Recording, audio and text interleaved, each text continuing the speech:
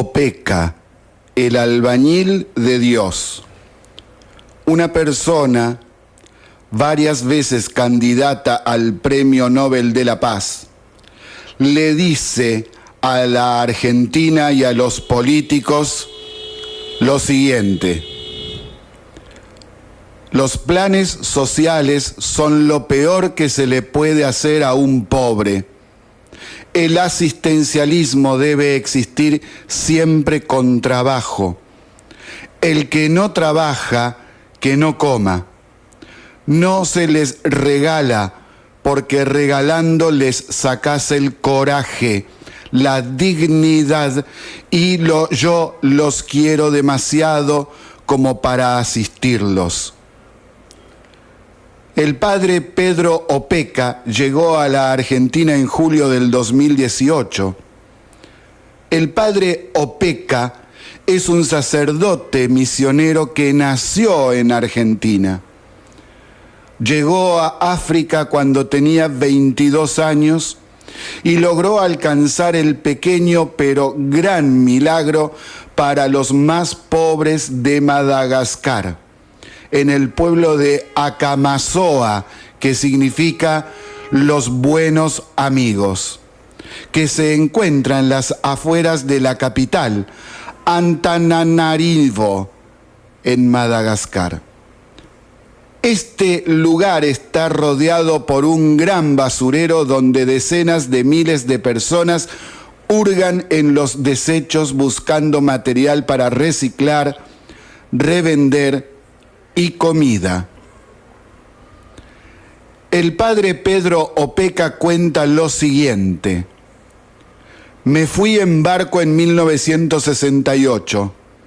Lloré y dije: adiós, Argentina, tierra mía. Hubiese sido más fácil si me quedaba. África es la olvidada y había que arreglar todo. Aprender una nueva lengua, costumbres y tradiciones. Lo hice y no me equivoqué. A mi país lo llevo en el corazón.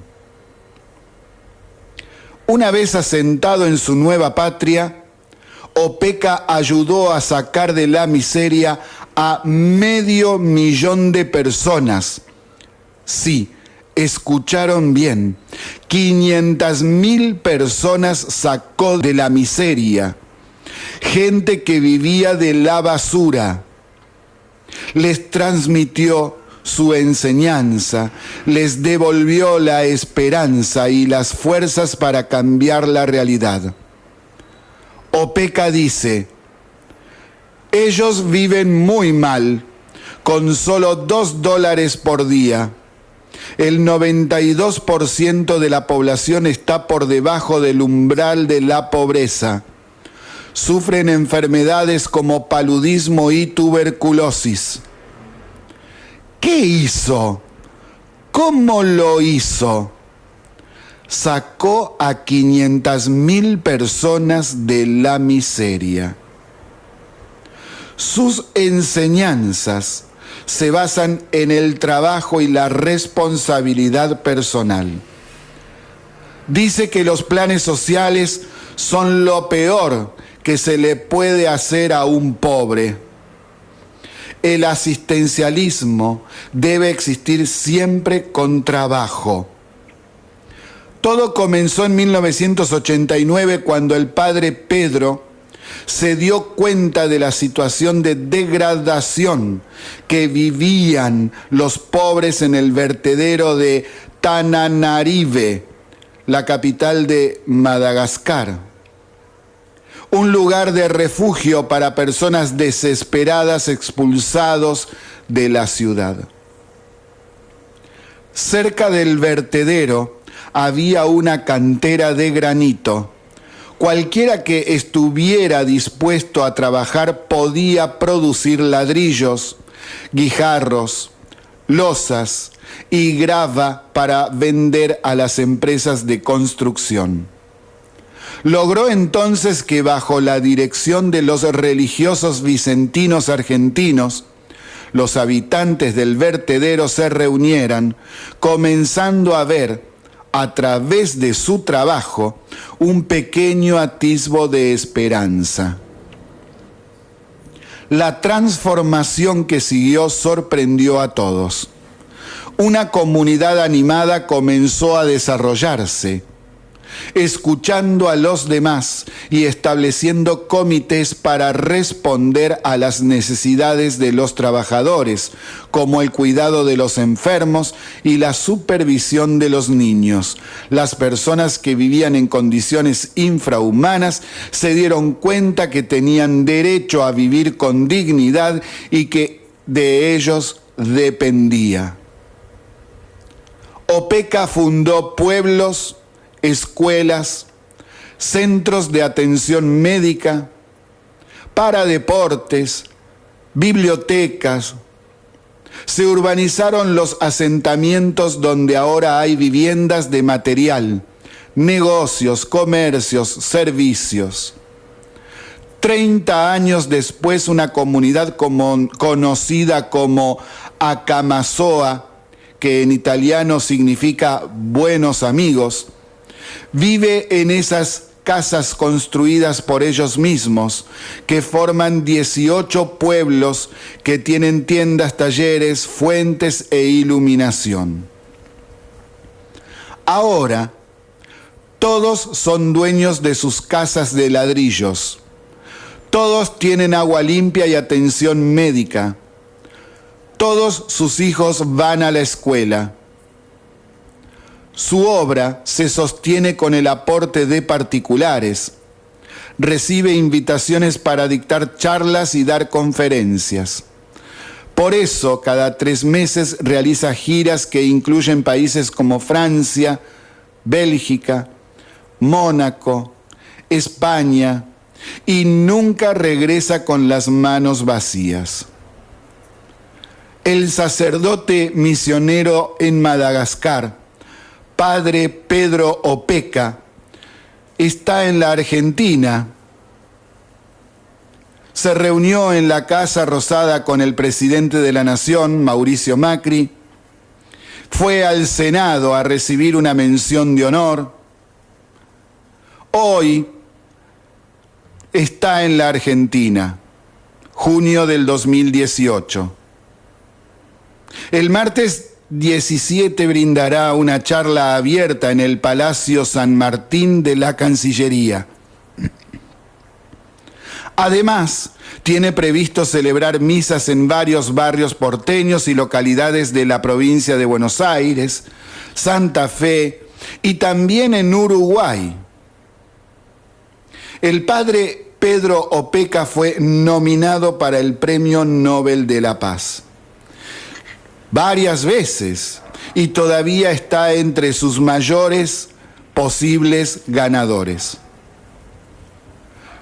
Si buscan conocerlo con mayor profundidad, si quieren ver la inmensa obra realizada y acceder a sus enseñanzas, entonces pueden acceder a ello con los videos que hay en YouTube, por ejemplo.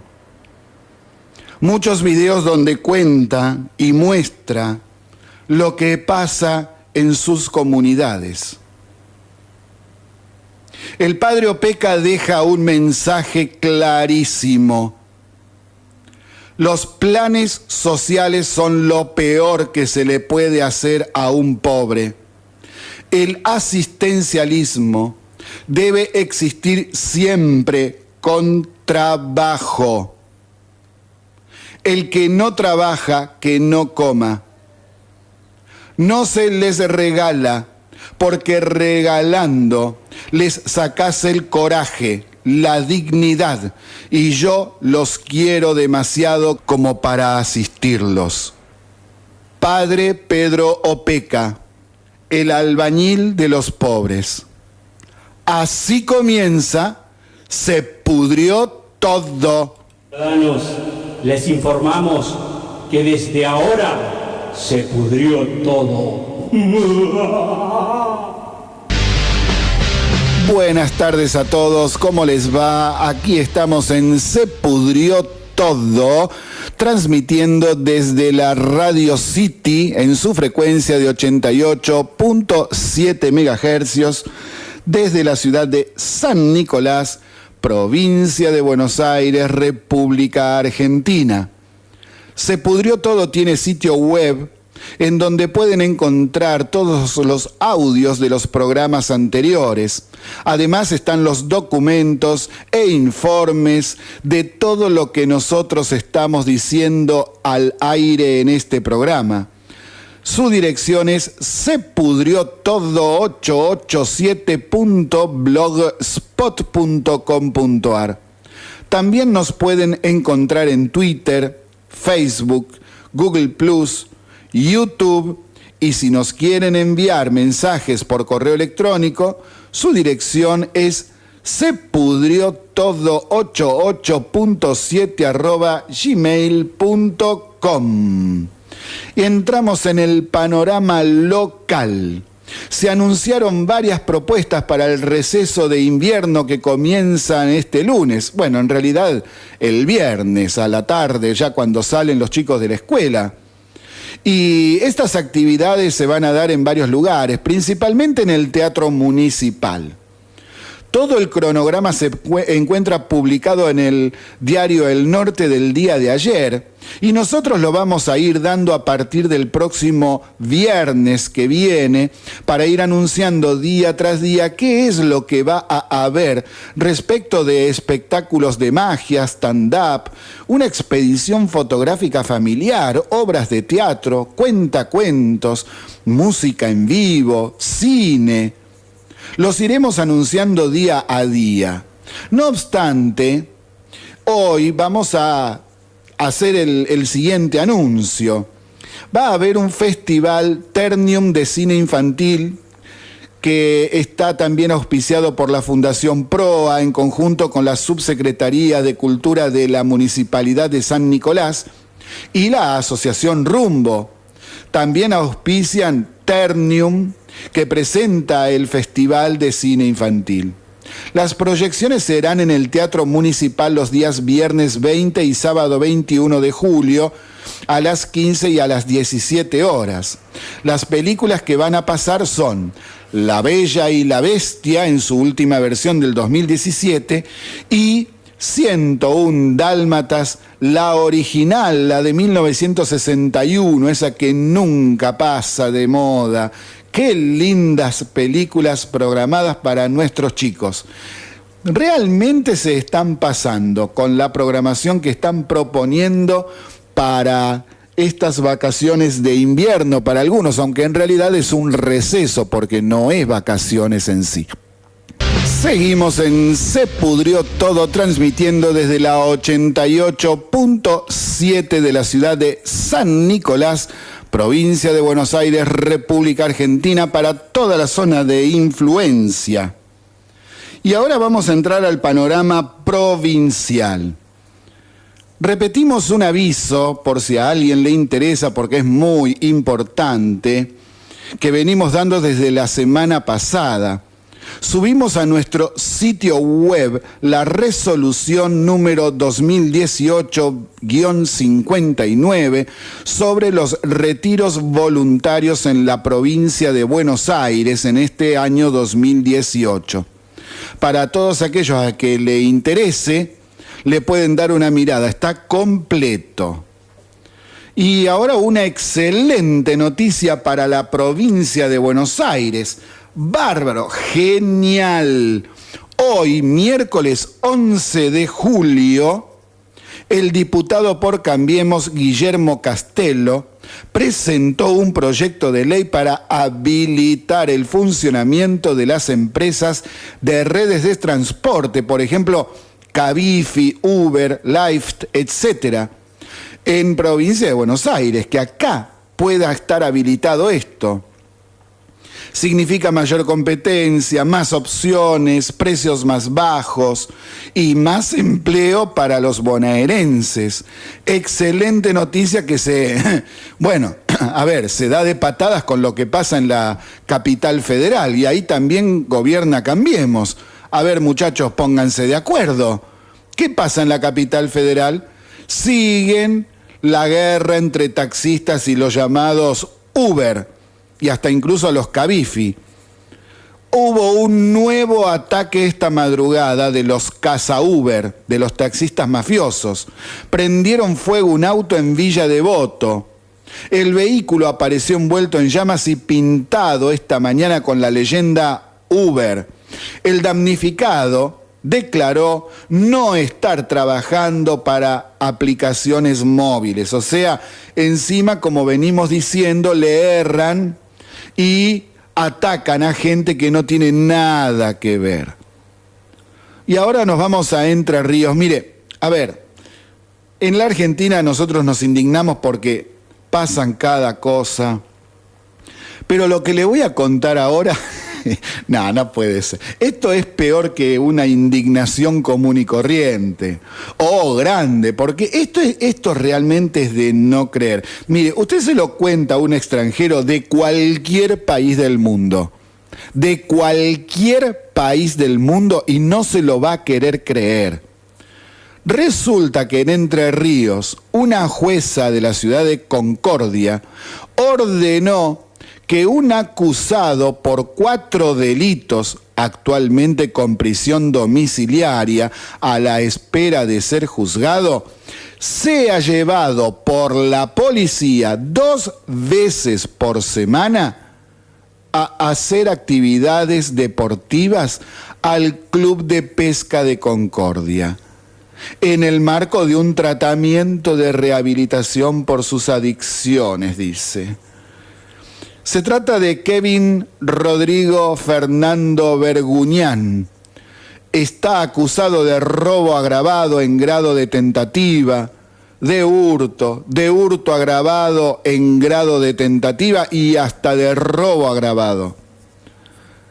Esta resolución implica disponer de un patrullero y al menos 2 efectivos los días martes y jueves de 16 a 18 para llevar al acusado hasta el club, efectuando un recorrido de aproximadamente 26 kilómetros y que debe ser bajo severa custodia policial.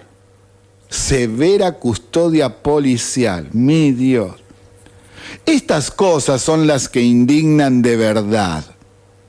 En este país pasan cosas inconcebibles, cosas que la única explicación que tienen es la estupidez, la baja calidad de funcionarios públicos y la supervivencia de idiotas impuestas por el populismo demagógico al servicio de los delincuentes. Ellos tienen todos los derechos y un nivel de vida mejor que los que trabajamos toda nuestra vida. El cambio cultural que debemos realizar en este país llevará muchos, pero muchos años. Es tremendo lo que está pasando, tremendo. Y ya que hablamos de cosas tremendas, vamos a pasar al ámbito nacional. Y vamos a seguir con nuestro comentario de ayer y de el viernes pasado, también del jueves, ya venimos varios días con este tema, de lo que sucede con las llamadas feminazis. Sucede que ayer a las 19:30 se realizó la concentración de estas feminazis frente a la Casa de Entre Ríos en la ciudad de Buenos Aires, pidiendo por la libertad de Nair Galarza. Estaban con máscaras y realizaron críticas a la justicia. Hubo poca gente, algunos calculan no más de 40 personas que estaban ahí con máscaras marchando a favor de la asesina de Fernando Pastorizo. Pero bueno, el tema es que estuvo ahí y los medios estuvieron ahí. Una de ellas leyó un texto en donde hacen apología del delito de asesinato de hombres por el solo hecho de ser hombres. La lectura fue realizada por una feminazi con máscara acompañada de otras más también con máscaras y rodeando a la lectora. No aceptaron preguntas de los periodistas que allí estaban apostados para levantar la noticia, a ver qué pasaba con esta marcha, con esta manifestación. Para que vean por qué decimos que son feminazis, porque nos critican hasta eso. Vamos a leer la parte final de su mensaje. Cito: porque si bien no creemos en el montaje mediático, tampoco le bajamos el precio a la violencia psicológica y su inmensa capacidad de dañarnos subjetiva y emocionalmente.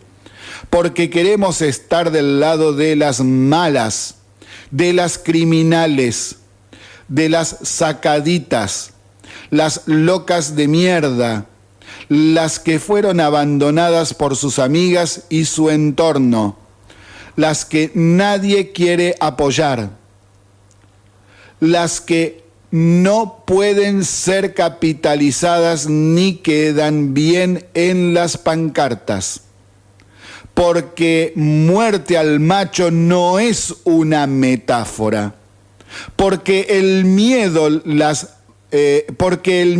va a cambiar de hondo cuando nuestra política se salga de los márgenes de la protesta ciudadana. El bien común, la moralidad cristiana, la legalidad burguesa, la política tradicional y todo lo aceptable.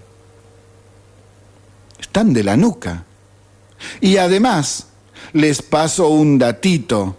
Se difundió por las redes sociales una publicación realizada por Nair Galarza del 31 de octubre pasado, en donde decía lo siguiente, cito: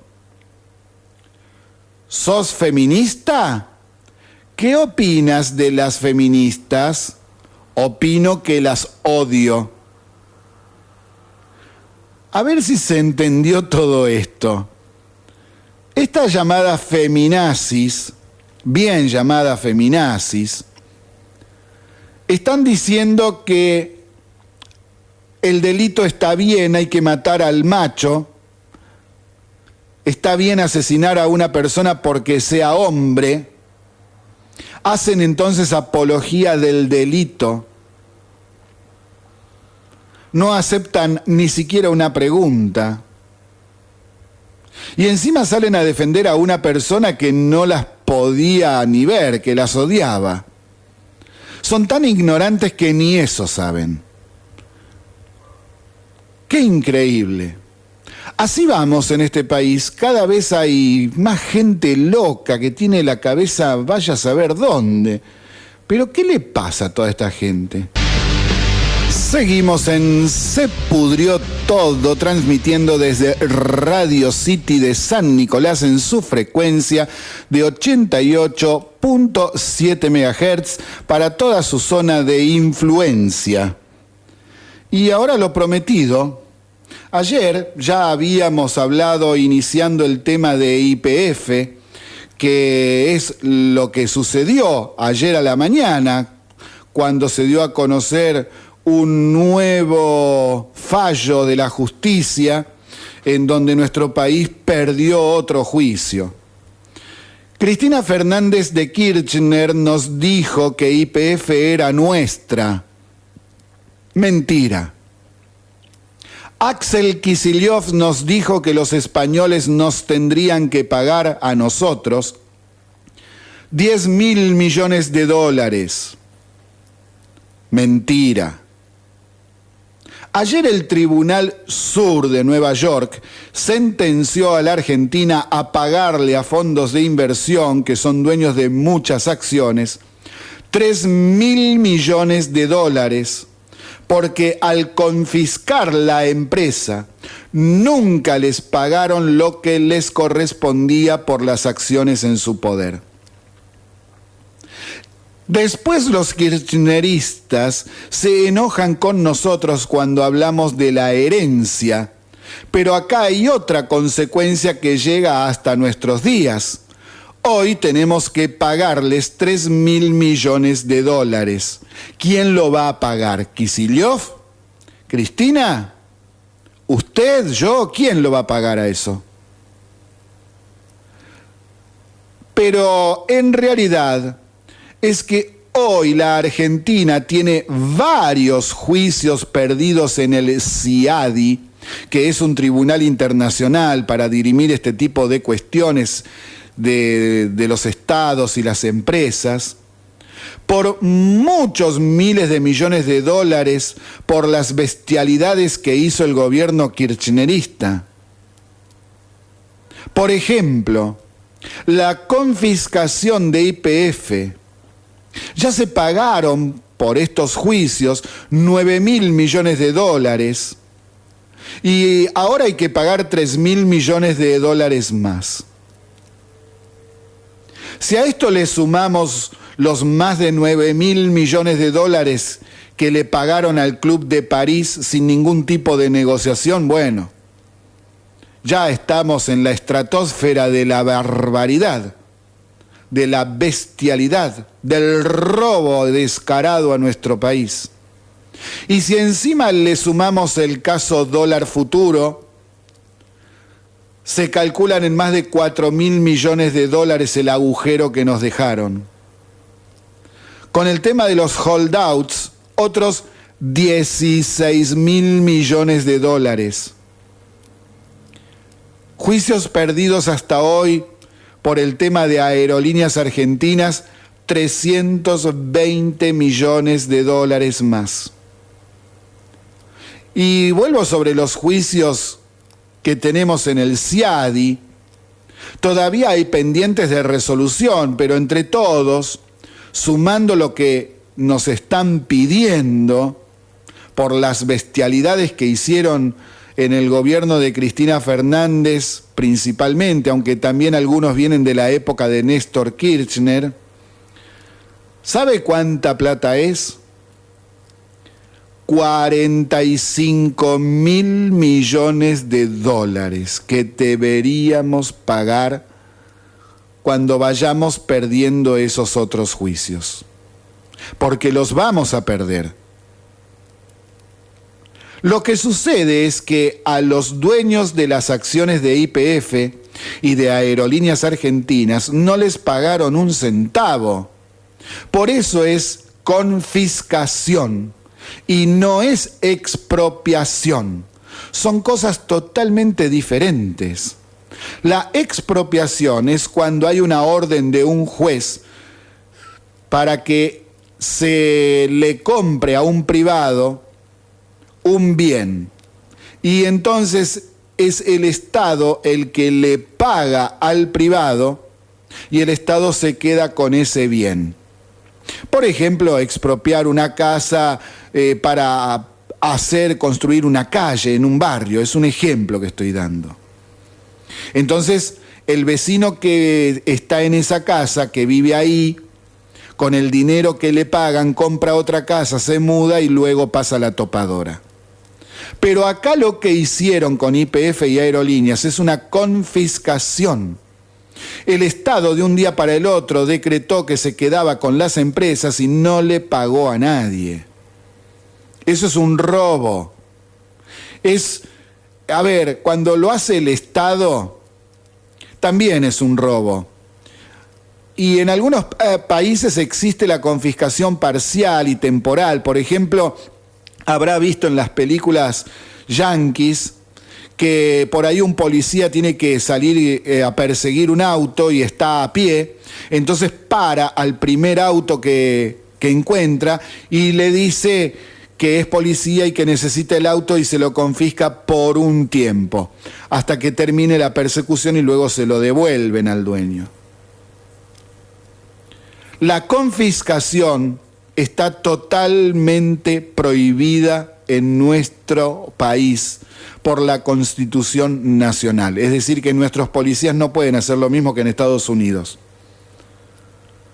Se puede expropiar, pero con una orden previa de un juez y el pago al dueño del bien como corresponde. Acá no pasó eso, acá confiscaron.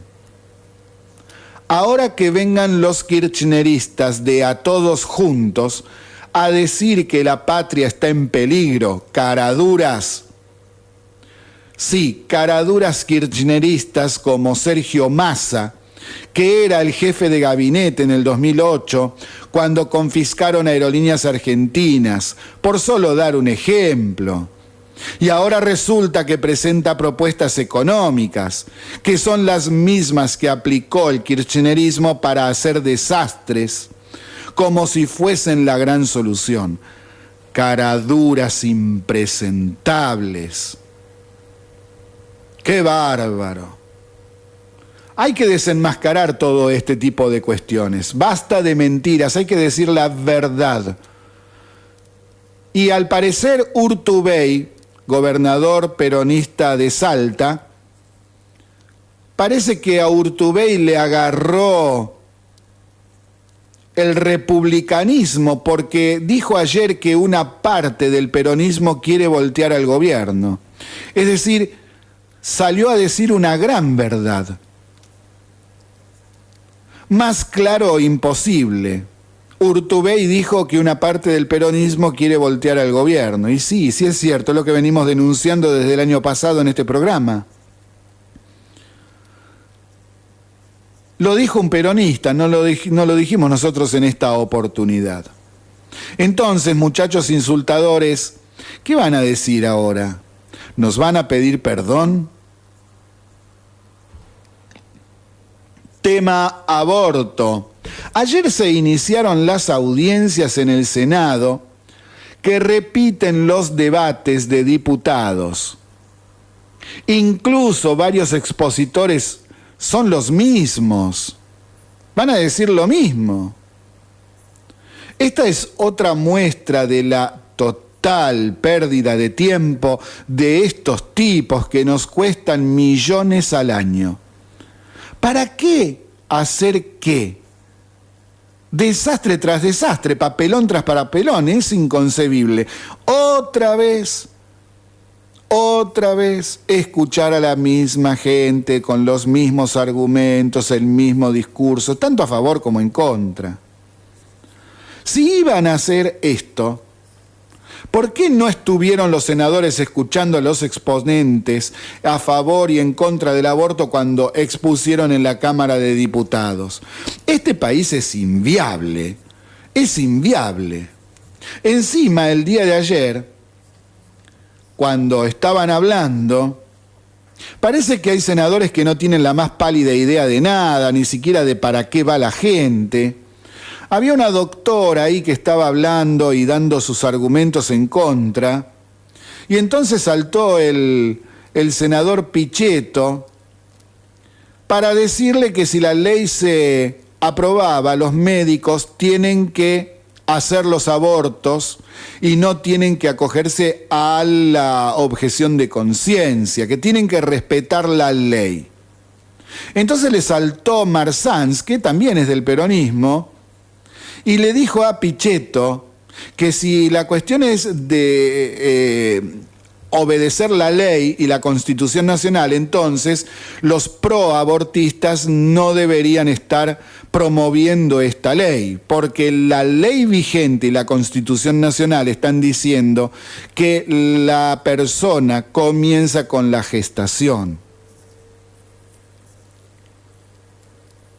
Y entonces saltó ahí otro senador del radicalismo para decir, bueno, muchachos, a ver, esperen, acá la gente que viene a exponer sus ideas y sus argumentos no puede ser interpelada.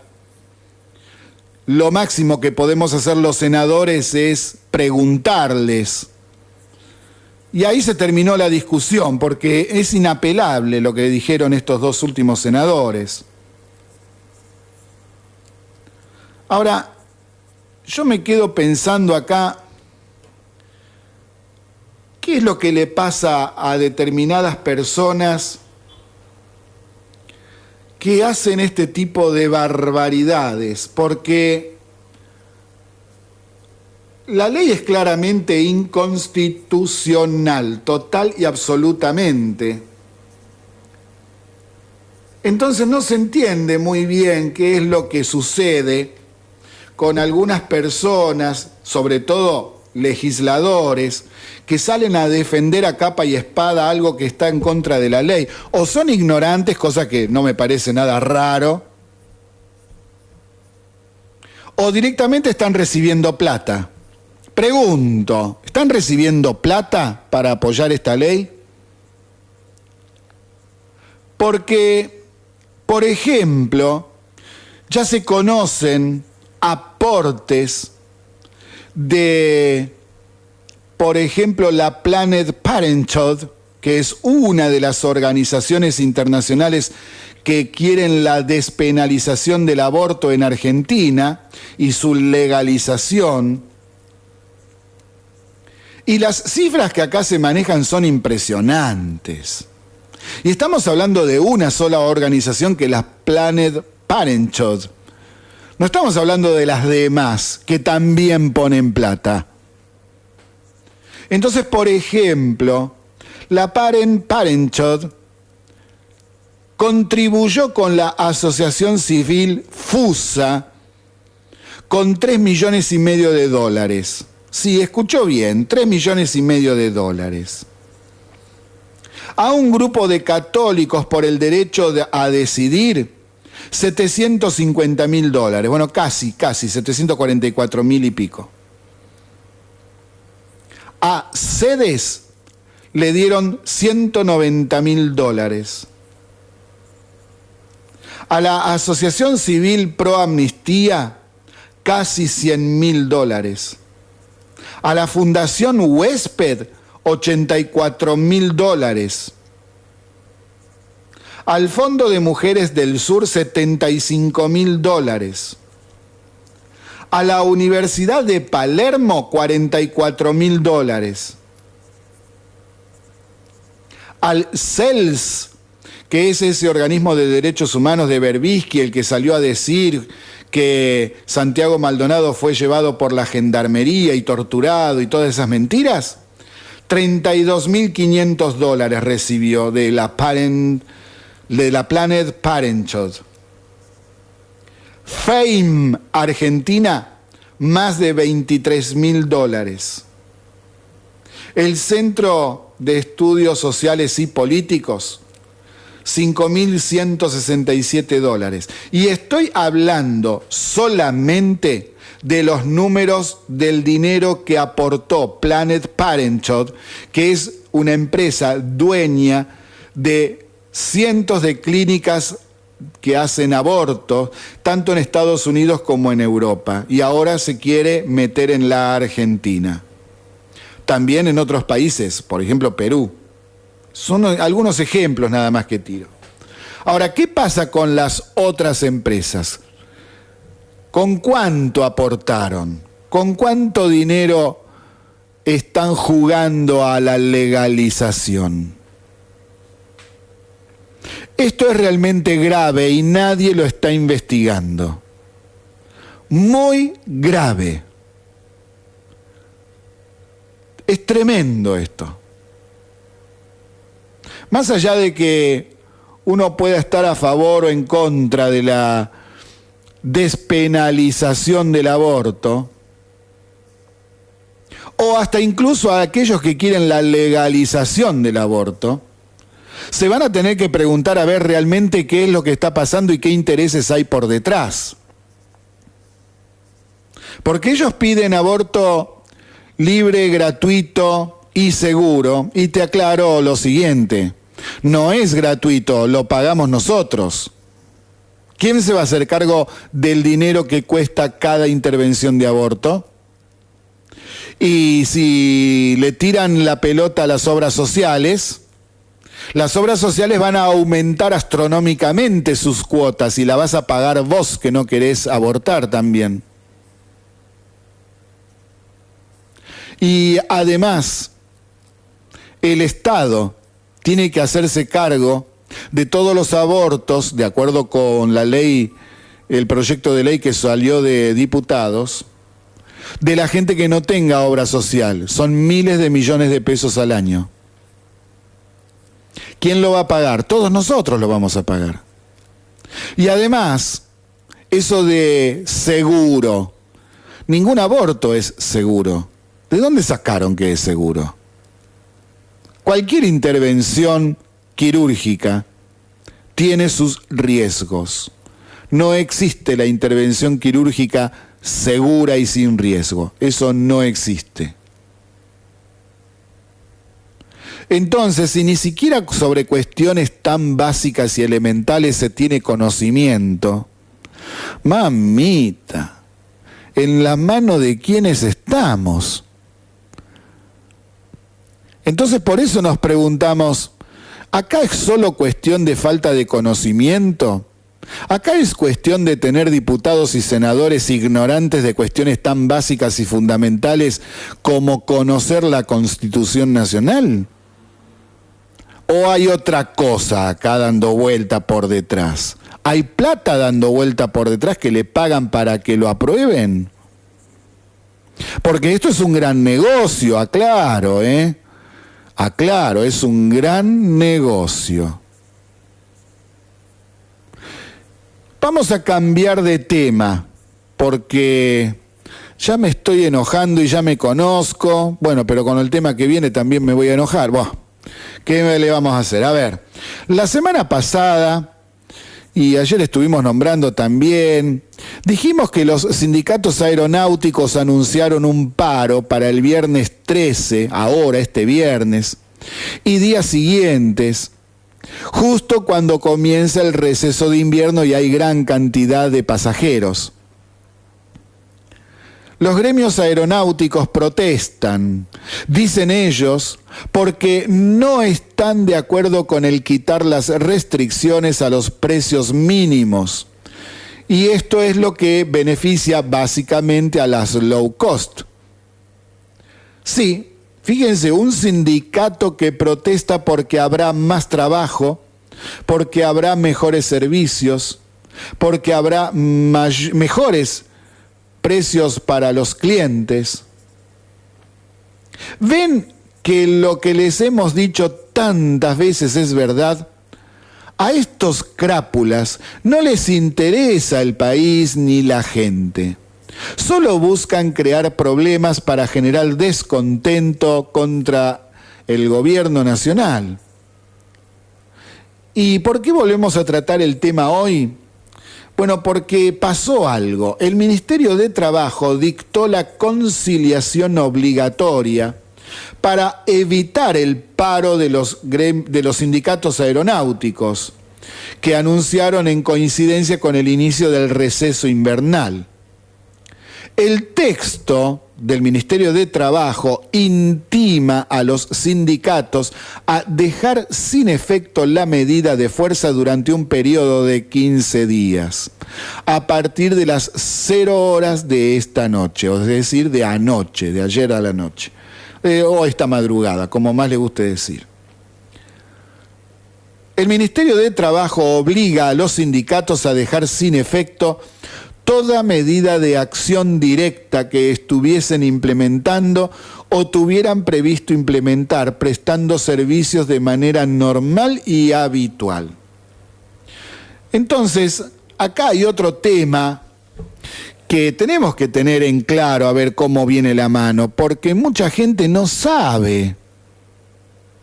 Estos sindicalistas no están defendiendo al país, ni a la empresa, ni a los trabajadores. Justamente por estas medidas que se han tomado, hay más trabajadores en el ámbito aeroportuario.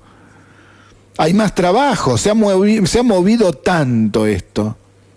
Miles de trabajos nuevos. No, pero ellos hacen paro.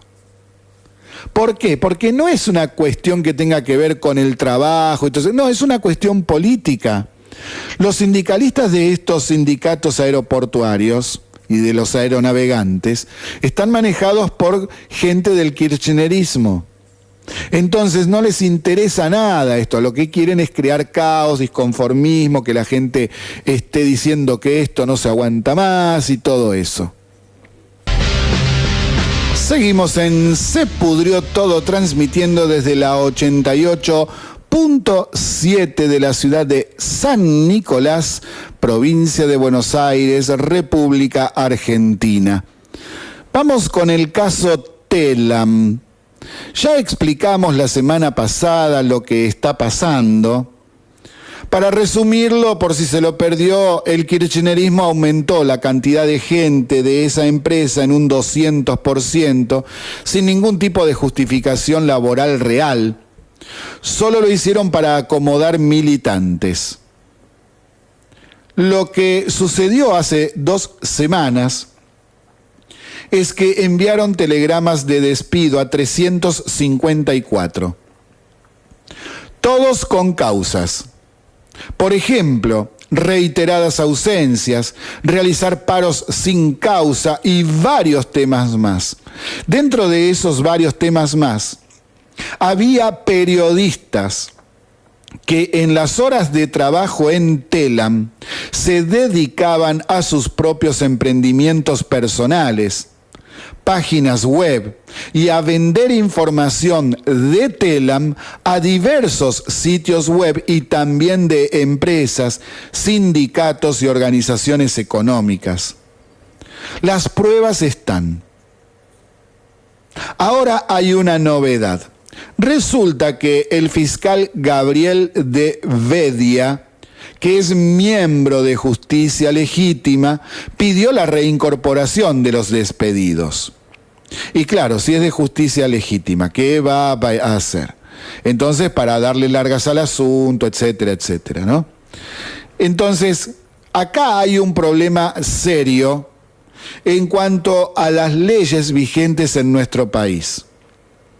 Porque, por ejemplo, si Telam le está pagando a un periodista para que trabaje para Telam en, por ejemplo, la redacción de los textos para distribuir luego a los diarios, a las radios, entonces esa información que recaban es información que llevó trabajo hacerla, que cuesta dinero. Por ejemplo, los periodistas que van a el Congreso de la Nación a relevar la información, a hacer las notas, etc. Llegan a Telam y Telam luego las distribuye. Ahora, personas que trabajaban para Telam, en vez de hacer ese trabajo, tomaban toda la información pagada por Telam y la vendían a nombre suyo a otros lados. Eso es un delito. Entonces, que haya gente que salga a defender esto, realmente, muchachos, déjense de embromar.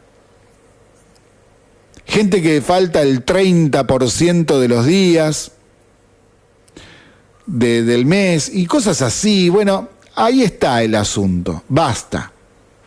El que no quiere trabajar, que busque otro lado, no le gusta estar en Telam, bueno, que se vaya a otro lado. Pero no vengan a hacerse la rata cruel.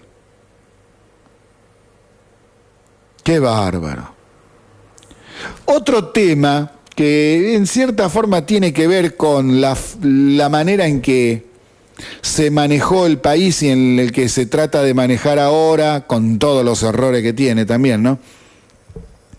Ayer y la semana pasada dimos muchas noticias que son muy buenas para nuestro país. Por ejemplo, la apertura de mercados para que podamos exportar nuestros productos. Ya sea limones, miel, nueces, cerezas, carne, tanto de cerdo como de aves o la de vaca, la soja y todos los productos derivados de esto, por ejemplo, aceite de soja, por ejemplo, entre tantas otras cuestiones. Así le van agregando valor agregado. Cuando se abren los mercados, cuando un país dice, bueno, les voy a comprar a los argentinos tal cosa, sucede en la Argentina que hay más trabajo, crece la producción, porque hay que venderle a ellos, hay que producir para ellos, y ellos nos pagan, entonces entra dinero al país. Entonces no se entienden las críticas que se hacen cuando se abre el mercado de China para la carne roja, porque durante el kirchnerismo prohibieron la exportación de trigo, de maíz, de carne y leche, totalmente o por partes o por tiempo. Se fueron entonces del negocio ganadero al menos 12.000 productores y quebraron casi 5.000 tambos, entre tantas otras. La presión impositiva fue récord. Encima le enchufan las retenciones, que es un robo descarado. Y no hubo obras de infraestructura, ni en rutas, cloaca, agua, ferrocarriles, canales para justamente sacar el agua y evitar inundaciones. Nada para energía, al contrario, cada vez peor. Y entonces nos preguntamos, ¿pero qué país quieren? ¿Por qué tanto ataque? Hay acá cosas que, bueno, nosotros algunas veces las hemos dicho, pero cuando las decimos nos critican y siempre andamos dando vuelta con lo mismo. Bueno, siempre pasa lo mismo. Mire, vamos a pasar a un ámbito más relajado y a un ámbito, a una etapa del programa en donde vamos a la cultura. La semana pasada les había traído la propuesta de escuchar algunos cuentos de autores argentinos muy importantes. Pasamos un cuento de Horacio Quiroga, hermoso, llamado A la deriva. Luego uno de Osvaldo Soriano, que lindaba ahí con la política, hermosísimo también.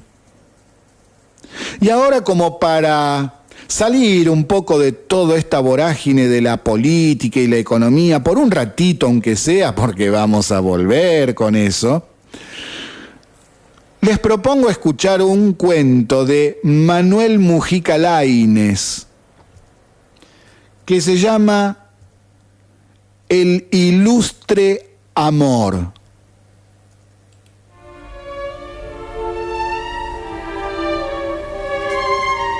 El ilustre amor. Manuel Mujica Laínez.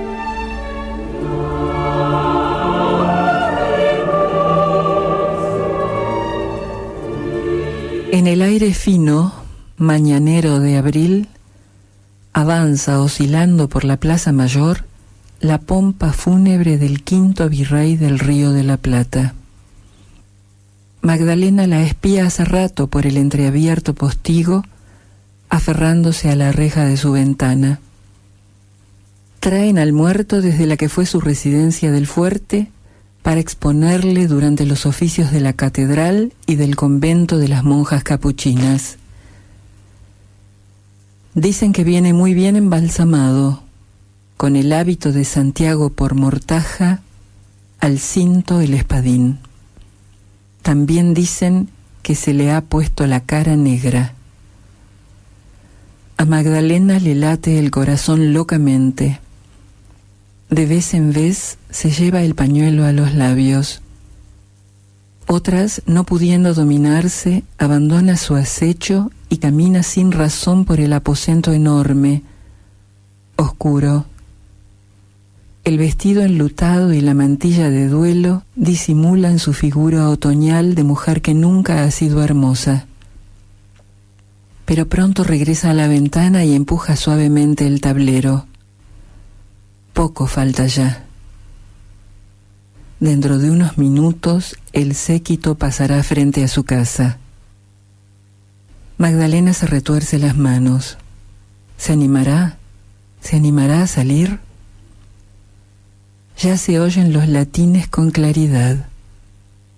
Encabeza la marcha el deán, entre los curas catedralicios y los diáconos, cuyo andar se acompasa con el lujo de las dalmáticas.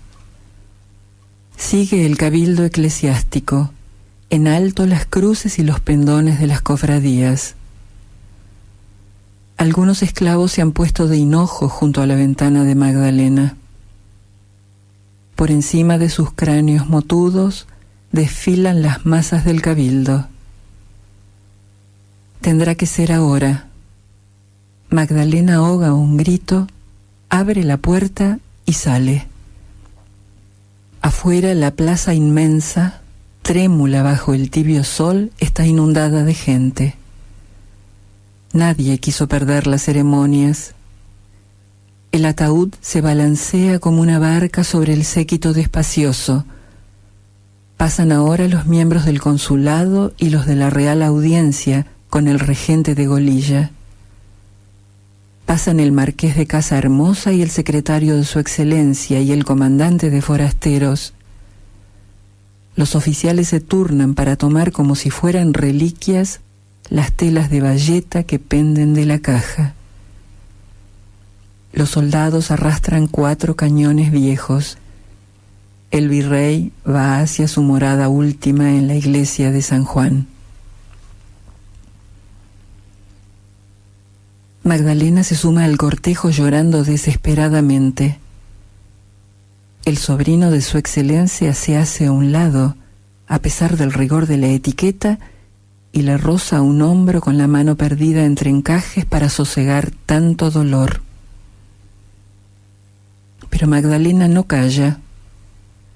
Su llanto se mezcla a los latines litúrgicos, cuya música decora el nombre ilustre. Excelentísimo Domino Pedro Melo de Portugal et Villena, Militaris Ordinis Santi Jacobi. El marqués de Casa Hermosa vuelve un poco la cabeza altiva en pos de quien gime así, y el secretario virreinal también, sorprendido. Y los cónsules del Real Consulado. Quienes más se asombran son las 4 hermanas de Magdalena, las 4 hermanas jóvenes cuyos maridos desempeñan cargos en el gobierno de la ciudad. ¿Qué tendrá Magdalena? ¿Qué tendrá Magdalena? ¿Cómo habrá venido aquí, ella, que nunca deja la casa? Las otras vecinas lo comentan con bisbiseos hipócritas en el rumor de los largos rosarios. ¿Por qué llorará así Magdalena? A las 4 hermanas, ese llanto y ese duelo las perturban. ¿Qué puede importarle a la mayor, a la enclaustrada, la muerte de don Pedro? ¿Qué pudo acercarla a señorón tan distante, al señor cuyas órdenes recibían sus maridos temblando como si emanaran del propio rey? El marqués de Casa Hermosa suspira y menea la cabeza. Se alisa la blanca peluca y tercia la capa porque la brisa se empieza a enfriar. Ya suenan sus pasos en la catedral, atisbados por los santos y las vírgenes.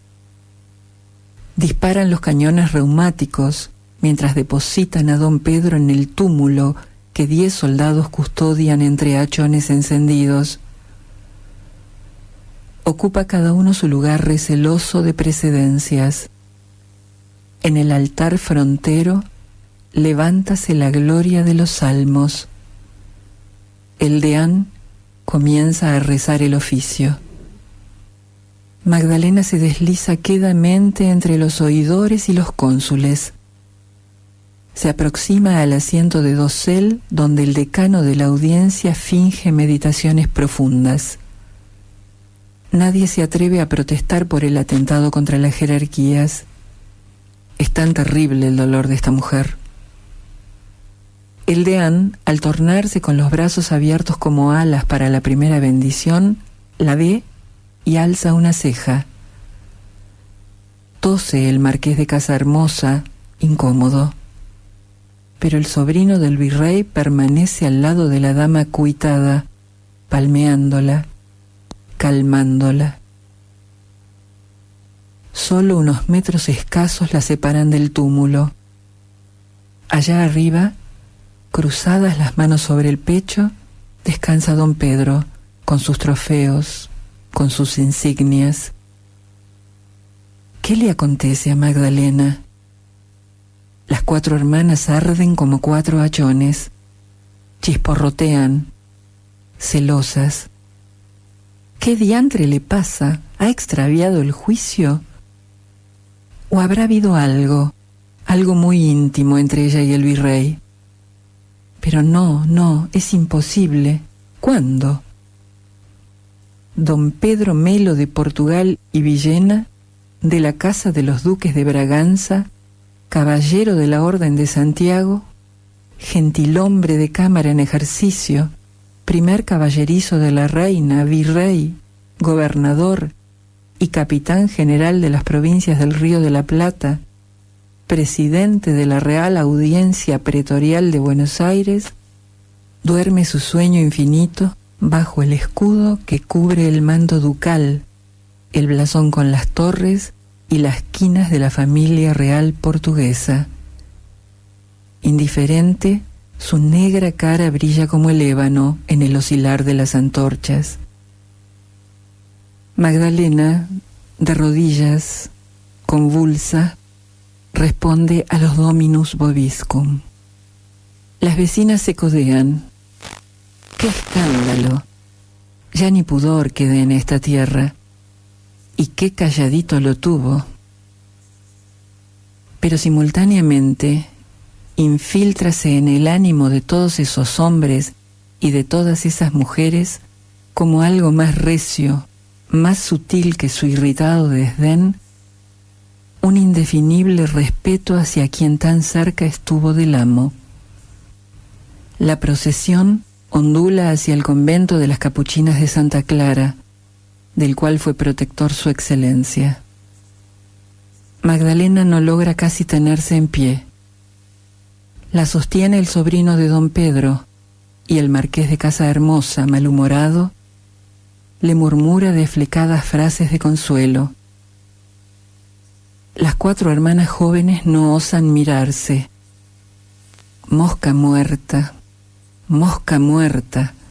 ¿cómo se habrá reído de ellas para sus adentros cuando le hicieron sentir, con 1000 alusiones agrias, su superioridad de mujeres casadas, fecundas, ante la hembra seca, reseca, vieja a los 40 años, sin vida, sin nada, que jamás salía del caserón paterno de la Plaza Mayor? ¿Iría el virrey allí? ¿Iría ella al fuerte? ¿Dónde se encontrarían? ¿Qué hacemos?, susurra la segunda. Han descendido el cadáver a su sepulcro, abierto junto a la reja del coro de las monjas. Se fue don Pedro, como un muñeco suntuoso. Era demasiado soberbio para escuchar el zumbido de avispas que revolotea en torno de su magnificencia displicente. Despídese el concurso. El regente de la audiencia, al pasar ante Magdalena, a quien no conoce, le hace una reverencia grave, sin saber por qué. Las 4 hermanas la rodean, sofocadas, quebrado el orgullo. También los maridos, que se doblan en la rigidez de las casacas y ojean furtivamente alrededor. Regresan a la gran casa vacía. Nadie dice palabra. Entre la belleza insulsa de las otras, destácase la madurez de Magdalena con quemante fulgor. Les parece que no la han observado bien hasta hoy, que solo hoy la conocen. Y en el fondo, en el secretísimo fondo de su alma, hermanas y cuñados la temen y la admiran. Es como si un pincel de artista hubiera barnizado esa tela deslucida, agrietada, remozándola para siempre. Claro que de estas cosas no se hablará. No hay que hablar de estas cosas. Magdalena atraviesa el zaguán de su casa erguida, triunfante. Ya no la dejará. Hasta el fin de sus días vivirá encerrada, como un ídolo fascinador, como un objeto raro, precioso, casi legendario, en las salas sombrías, esas salas que abandonó por última vez para seguir el cortejo mortuorio de un virrey a quien no había visto nunca.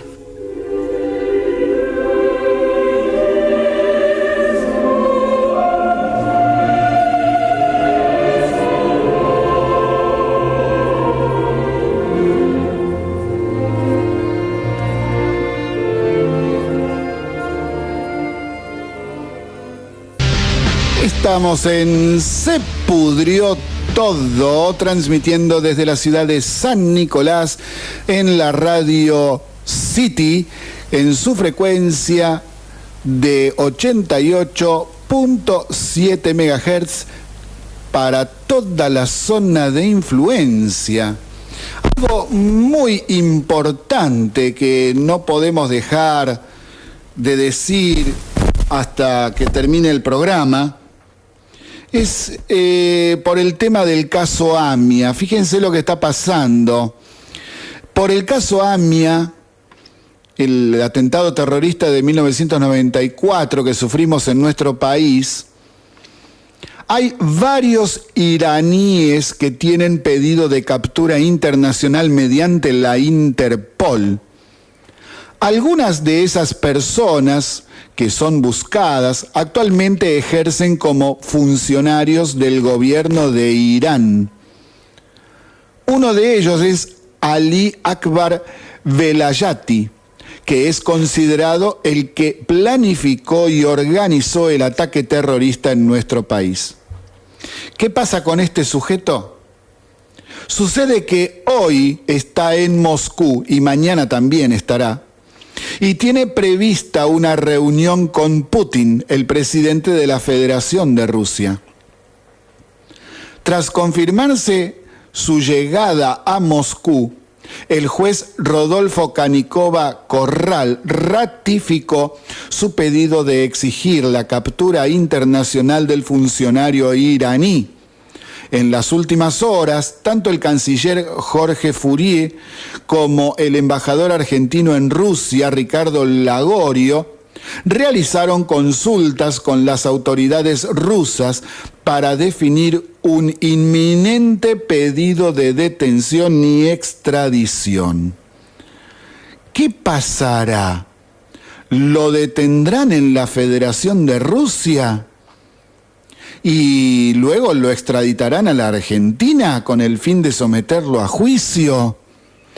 Este es un tema que le están dando muy poca importancia en los distintos medios y que realmente es muy, muy grave e importante porque, bueno, a ver, la relación entre Putin y Macri ha sido muy buena hasta el momento. Y esto es un incidente diplomático muy importante porque la Federación de Rusia apoya al gobierno iraní en su política en el Medio Oriente.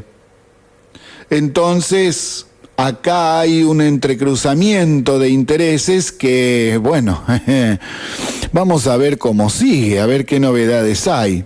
Yo les prometo que les voy a traer las novedades apenas se vayan produciendo, porque realmente es muy grave lo que está pasando en este momento, en el sentido de que podría haber algún tipo de incidente diplomático con la Federación de Rusia. Vamos a ver qué sucede. Vamos a ver, no nos adelantemos. Como hemos venido haciendo en este programa desde el año pasado, hay un tema que desarrollamos periódicamente y realizamos cada vez que podemos algunos informes al respecto para tener bien en claro algunas cuestiones que son muy importantes, que tienen que ver con el trabajo, con el futuro del país, qué vamos a hacer, qué estamos haciendo hoy para meternos en el futuro, en el mundo. Y acá les he traído un nuevo informe. Trabajo y tecnología, proyecciones a futuro. Los avances tecnológicos y la relación con el trabajo es un tema que ya hemos desarrollado varias veces. Es un tema muy importante. Ahora daremos un giro más a este tema. Nuevos estudios y análisis respecto del avance de las diversas tecnologías advierten que muchos trabajos desaparecerán en el mediano plazo. ¿Qué pasará? Habrá otros trabajos diferentes, pero tienen una condición: educación. Porque para los nuevos trabajos es necesario tener educación. Siempre que en la historia hubo cambios tecnológicos, diversas formas de trabajar cambian, se transforman o desaparecían. Y surgían otros. Para ellos siempre hizo falta educación, preparación. Nada es diferente en la actualidad en este sentido. En el futuro de mediano plazo, la educación será fundamental para obtener trabajo. No solo se trata de aprender un oficio, sino de obtener un nivel educativo más alto de lo que hoy es la media normal. Por ejemplo, el 65% de la fuerza laboral que no tenga nivel universitario completo corre peligro de no tener trabajo.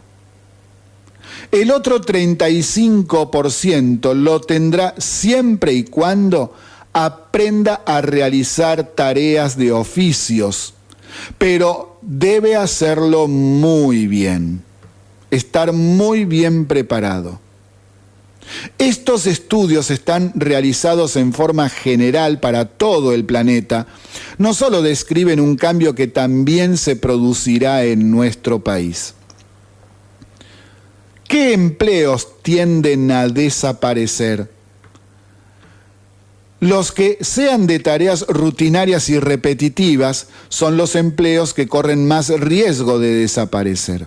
Por ejemplo, en fábricas, ya que los robots industriales están cada vez más desarrollados y, además, su costo es cada vez menor y más fáciles de programar.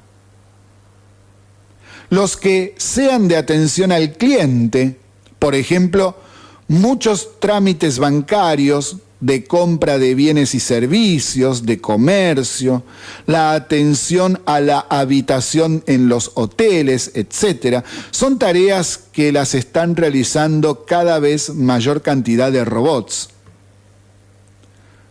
También los trabajos de oficina, por ejemplo, los que son repetitivos como el llevar la contabilidad, ordenar expedientes, entre otras tareas rutinarias que pueden realizarse con mayor tecnología.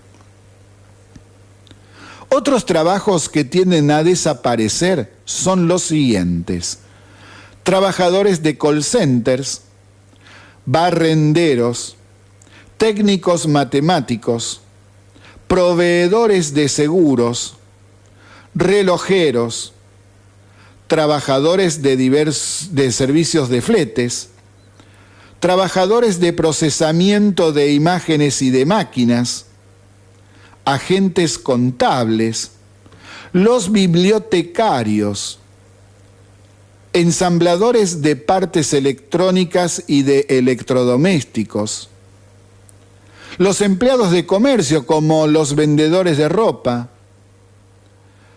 mozos de gastronomía, contadores, taxistas y camioneros, administrativos según especialización.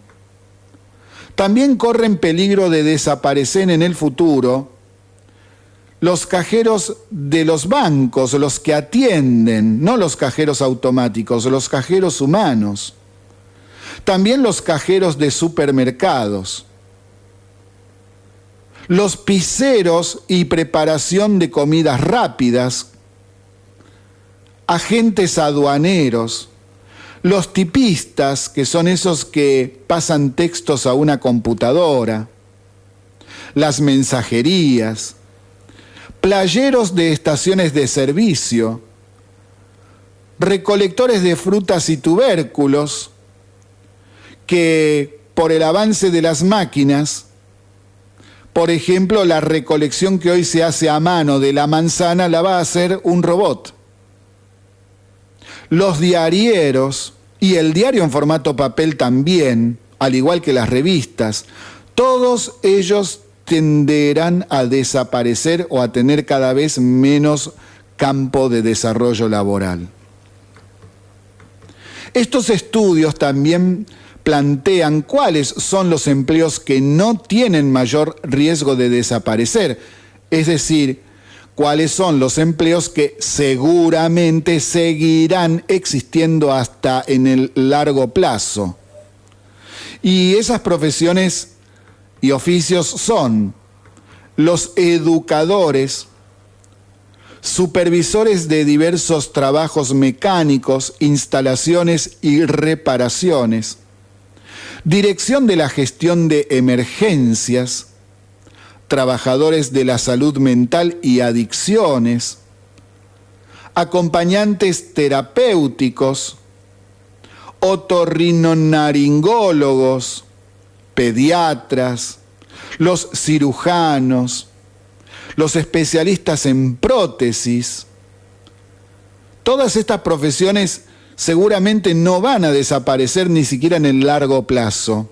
Otras que al parecer tendrán trabajo seguro son los agentes de primera línea para atención de emergencias de incendios, accidentes y también su prevención. Los nutricionistas, los abogados, bueno, ellos se prenden en todo, no hay problema con ellos. Los economistas, sociólogos y psicólogos, los ingenieros y arquitectos, meteorólogos, astrónomos, no los astrólogos, los que roban diciendo qué va a pasar en el futuro con los signos y todo eso, no estamos hablando de eso. Estamos hablando de los que estudian las estrellas, el universo.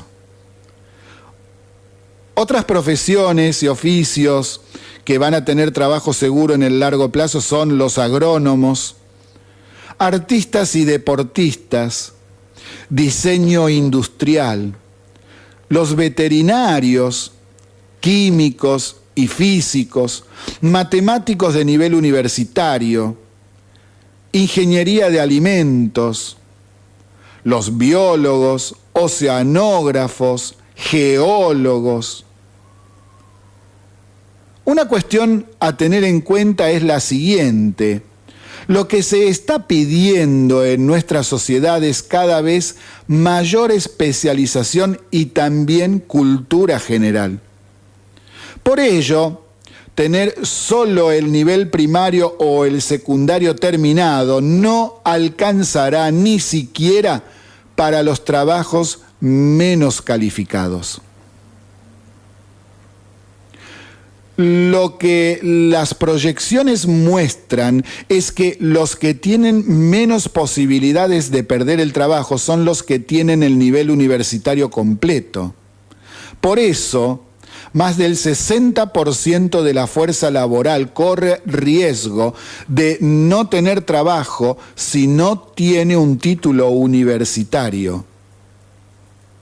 Teniendo en cuenta estas proyecciones, debemos tener en claro que las pruebas de evaluación a los alumnos de la primaria y secundaria internacionales como PISA y nacionales como Aprender nos muestran que estamos en una muy mala situación, pero mala en serio. Y es peor todavía si tomamos en cuenta que son muy pocas las familias que educan a sus hijos dentro del ámbito familiar en actitudes y aptitudes y desarrollo de diversos tipos de destrezas personales. Es decir, son muy pocos los padres que son un sostén cultural fuerte para sus hijos. Acá, en el mundo de hoy, la educación es la base de todo.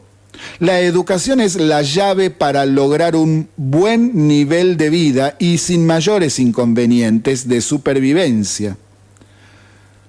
Pero otras cuestiones también son importantes.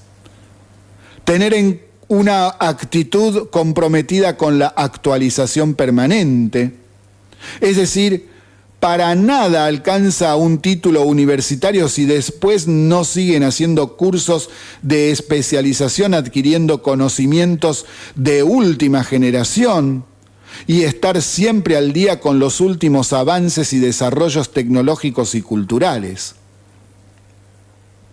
Además, se necesita saber cómo trabajar en grupos interdisciplinarios, conocer no menos de 2 idiomas, saber estudiar y trabajar a distancia por medio de computadoras, aprender la estrategia de la resolución de problemas, saber moverse en entornos virtuales, cumplir con los tiempos estipulados para la culminación de proyectos. En fin, y como forma de resumir, se necesita una forma de estudiar, trabajar y emprender que sea creativa y activa. No significa solo ser usuario de computadoras y saber inglés, como muchos dicen. No pasa por ser consumidor, pasa por ser creadores. Una cuestión pocas veces explicada en las escuelas secundarias es que hay carreras que eligen pocas personas para estudiar, siendo que son de las más pedidas en el campo laboral, es decir, de las que mayor salida laboral tienen. La gente termina eligiendo las carreras tradicionales, entonces tienen miles de ingresantes, carreras como Derecho o Psicología. Pero otras tienen muy pocos ingresantes y una salida laboral segura. Por ejemplo, meteorología. Hay provincias que no tienen ni un solo meteorólogo. Son muy pocos en el país. Tenemos unos 500 meteorólogos egresados de la universidad, no más. Por si a alguno le interesa buscar información, meteorología se llama hoy Ciencias de la Atmósfera y se estudia en la Universidad de Buenos Aires y también en la Universidad de La Plata. Cuando se acerca el final de la carrera, los estudiantes se especializan en algunas de las ramas de la meteorología, por ejemplo, agrometeorología, contaminación, climatología, cambio climático, tormentas, fenómenos severos.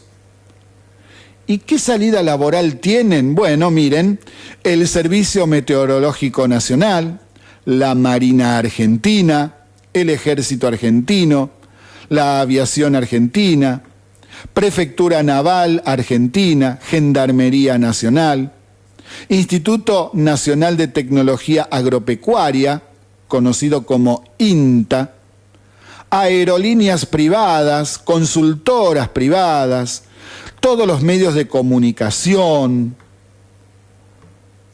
Tengamos en cuenta que en la Argentina egresan por año unos 8.000 ingenieros. Solo 5 meteorólogos se recibieron en el último año. Y egresados de ciencias sociales con derecho y psicología incluidos, tienen 34.000 egresados por año. Acá se ve claramente dónde está nuestro déficit. Un déficit que es realmente muy malo y peligroso. Y entramos en la última parte del programa Se Pudrió Todo, que se transmite por la 88.7 de la ciudad de San Nicolás, provincia de Buenos Aires, República Argentina. Vamos a hacer un rapidín de noticias de lo último que hay dando vueltas por acá. Del Potro, el tenista argentino, perdió contra el español Nadal 7-5, 6-7, 4-6, 6-4 y 6-4. Esto es en el torneo de Wimbledon. Qué lástima que no pudo pasar Del Potro, aunque ya está entre los primeros 4 del mundo en el ranking internacional. Les quería comentar algunas de las noticias porque Por ejemplo, hay una nota en el diario Infobae, la dirección es www.infobae.com. Se trata de una nota muy interesante escrita por Agustín Etchebarne y que se llama Los 100 impuestos, tasas y contribuciones que destruyen la competitividad de Argentina. Y esto tiene que ver con tantas cosas que hemos dicho en nuestro programa desde que existimos, desde aquel marzo del 2017. Y vendría muy bien tenerla en cuenta, esta nota, leerla y hasta guardarla, porque es la que muestra el desastre impositivo que somos nosotros. La primer potencia mundial, Estados Unidos, tiene solamente 4 impuestos. A ver, repito, la principal potencia del mundo, para mantenerse, tiene solo 4 impuestos. Nosotros tenemos 100. 100 impuestos que significa que estamos pagando la mayor cantidad de impuestos en todo el mundo, la mayor cantidad en valor, y esto no es para nada agradable para aquel que quiere hacer un emprendimiento, poner una empresa, hacer producción de algo, porque el Estado se lleva todo, o casi todo. Y entonces, según algunos estudios, Argentina es el país que más impuestos cobra. Otros dicen que somos el segundo, porque está la isla de Comoros, que al parecer ahí con algunos inventos que ellos también hicieron, igual que nosotros, cobran barbaridades. Y entonces en esta nota se explica, pero realmente muy bien y muy clarito, este tema de los impuestos, que es tremendo, tremendo. Y hasta incluso les da el listado completo de esos impuestos y contribuciones y todos los inventos que han hecho en este país para expoliar a todo aquel que quiere trabajar y producir. Los mayores culpables de esto, es decir, la mayor cantidad de impuestos que se pusieron, aparecen desde el peronismo, desde 1946 para acá. Ojo, también lo hicieron los radicales y los gobiernos militares. Entonces esto hay que tenerlo bien en claro, esto no puede seguir, esto se tiene que cambiar, porque a mayor impuesto, mayor pobreza, menos generación de trabajo, menos inversiones. Y también para desmitificar un poco ese verso de la izquierda boba, como le digo muchas veces, que no entiende nada y que se queda en discursetes de barricada y consignas creadas nada más que para publicar en cartelitos o pintar las paredes. Por ejemplo, cuando dicen hay que aumentarle el impuesto a las mineras. Y las mineras ya están pagando impuestos, papá, los impuestos más altos del mundo. ¿Qué otro impuesto querés ponerle? Basta de esas consignas vacías que no tienen nada que ver con la realidad. Por ejemplo, Etchebarne nos da en esta nota impuestos nacionales y hace toda una lista de 43 impuestos nacionales. Les nombro algunos, por ejemplo, el impuesto a las ganancias de personas físicas, impuesto a las ganancias de sociedades, impuesto a la renta mínima presunta, qué sé yo, a ver, derechos de exportación, derechos de importación, IVA a la importación, tasas de aduana, retenciones sobre salarios para ANSES, retenciones de salarios para PAMI, expropiación cuota ahorro jubilatorio ex AFJP. Es increíble la cantidad de impuestos que hay. Por ejemplo, hay una tasa de querosén, gasoil y diésel oil. Los impuestos internos a los tabacos, bebidas alcohólicas, cervezas, bebidas analcohólicas, jarabes, extractos, concentrados, seguros, servicios de telefonía celular y satelital, etcétera, etcétera, etcétera. No termina mal la lista. Y también está la lista de los impuestos provinciales, por ejemplo, impuesto para infraestructura hídrica, impuesto para Fondo de Desarrollo Eléctrico Provincial. Y seguimos con el impuesto de este, por ejemplo, impuesto por infraestructura eléctrica de Santa Cruz, que lo pagamos en todo el país todavía. Impuesto por ingreso bruto de transporte de gas, eso en cada provincia se cobra. Impuesto Fondo Provincial de Compensación Tarifas. Inventan impuestos, le ponen nombres inventados. Impuesto a ingresos brutos provinciales. Y también hay impuestos municipales, aunque usted no lo puede creer. El impuesto municipal por publicidad en góndolas de supermercados. Es decir, les obligan a poner el cartelito del precio, pero si lo ponen le cobran el impuesto. Es demencial.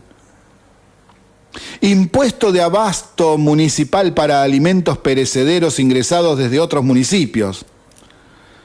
Claro, para hacerle la vida más difícil a la gente de este municipio. Que te cobren más caro los alimentos.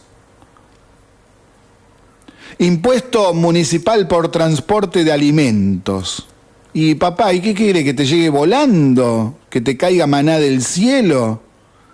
Eso aparece en la Biblia, en la realidad no aparece. Y el impuesto sobre bienes inmuebles, sobre la tasa de pavimentos y cloacas, el impuesto por terrenos baldíos, el impuesto por esto, el impuesto por lo otro. Y también hay otros que, por ejemplo, los pone al final, que dice tasa de justicia, sobre tasa de justicia, tasa de aeropuertos, impuesto a la transferencia de automóviles. Y así, si seguimos, no terminamos más.